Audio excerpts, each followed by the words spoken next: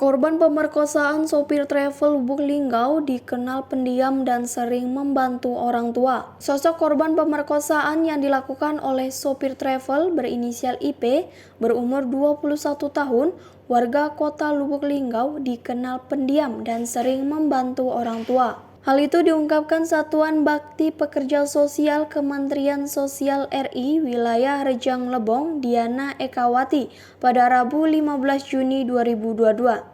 Saat kami melakukan pendekatan terhadap korban, anak ini dikenal pendiam dan korban juga suka membantu pekerjaan orang tuanya, kata Diana Ekawati kepada tribunbengkulu.com. Lanjut Diana, pihak keluarga korban juga menanyakan kenapa korban tidak lari ataupun memberontak saat kejadian. Saya melihat pola pikir korban ini memang pola pikir anak murni. Korban mengatakan jika saya turun dari mobil dan kondisi sekitar sepi, bisa-bisa korban dikejar dan ditabrak oleh tersangka ataupun dicekik dan dibunuh, ujar Diana Ekawati. Diana menuturkan korban bukannya pasrah, dirinya sudah mencoba melawan tersangka. Namun korban berpikir jika dirinya lari, ia tak mengetahui tersangka ini siapa.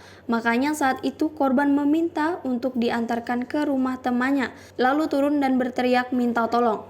Niat jahat sudah tersimpan oleh IP berumur 21 tahun, sopir travel yang memerkosa penumpangnya di Rejang Lebong, Bengkulu. Korban menceritakan kejadian pemerkosaan itu pada Satuan Bakti Pekerja Sosial Kementerian Sosial RI, Wilayah Rejang Lebong, Diana Ekawati yang mendampingi korban dalam kasus ini.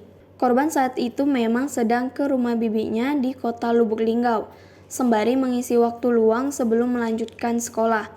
Korban juga bekerja membantu bibinya di sana, kata Diana Ekawati kepada tribunbengkulu.com pada Rabu 15 Juni 2022. Korban dan tersangka ini memang tak saling mengenal satu sama lain. Korban saat kejadian duduk di kursi tengah, setelah tersangka mengantarkan penumpang lain. Korban diminta untuk duduk di depan, ujar Diana Ekawati. Diana menjelaskan tersangka ini sebelum melakukan tindakannya, ia mengajak korban makan dan meminta korban untuk memfotokannya di objek wisata Bukit Jipang. Dengan pemahaman anak di usia korban itu, korban tak menimbulkan rasa curiga terhadap tersangka. Saya melihat dari anak ini dirinya sangat pendiam, jelas Diana Ekawati. Tambah turun kepercayaan dirinya, tambah mengalami trauma. Ini yang kita lihat pada kondisi korban, dan ini terjadi terus pada setiap permasalahan-permasalahan anak yang berhadapan dengan hukum untuk keluarga korban. Nah, kalau boleh tahu yuk, ini si korban ini udah kenal apa memang pada saat itu baru kenal?